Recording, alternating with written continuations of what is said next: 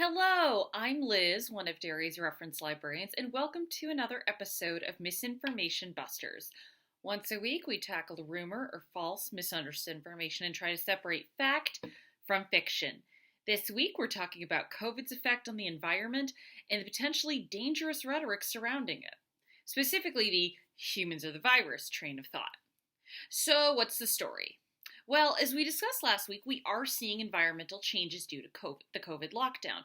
Many of them, such as a dip in carbon emissions, are temporary.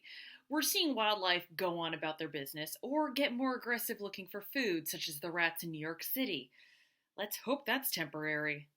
And we're also seeing misinformation, which we discussed last week. Sorry guys, dolphins are not in the Venice canals. However, we're seeing another troubling trend.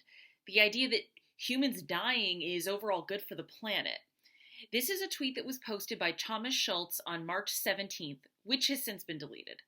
Quote, "Wow, Earth is recovering. Air pollution is slowing down.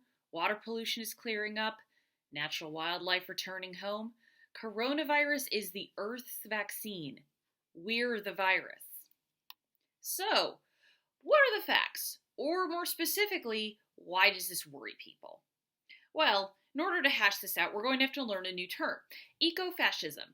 Ecofascism is a totalitarian ideology that advocates for authoritarian governance for the greater environmental good.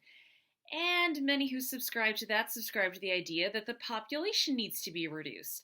And that usually involves marginalized people or people in developing countries. Some members of the Nazi Party actually subscribed to this theory, as did, in more recent events, the Christchurch shooter. Now, of course, not everyone who thinks, hey, a lack of humans traveling in planes is helpful is calling for the death of people in developing regions. But the idea can lead to darker places, and it's good to point that out. While the lockdown has had some temporary good effects, the idea, like the tweet above, that the virus is good is a wrong-headed one. After all, it is still killing people and causing damage to the economy. Also, according to many climate activists, this train of thought actually hurts climate action.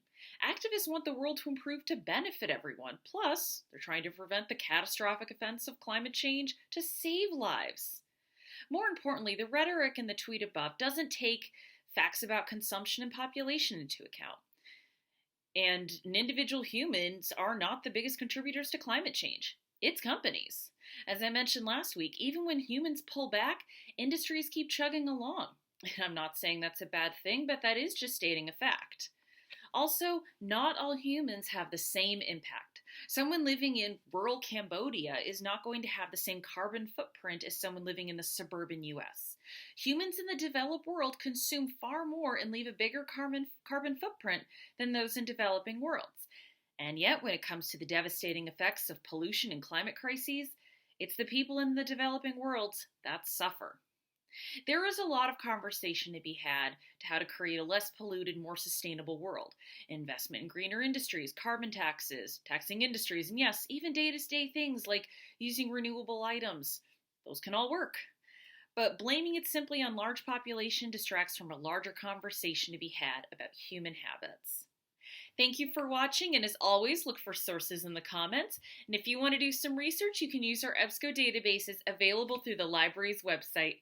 See you next week!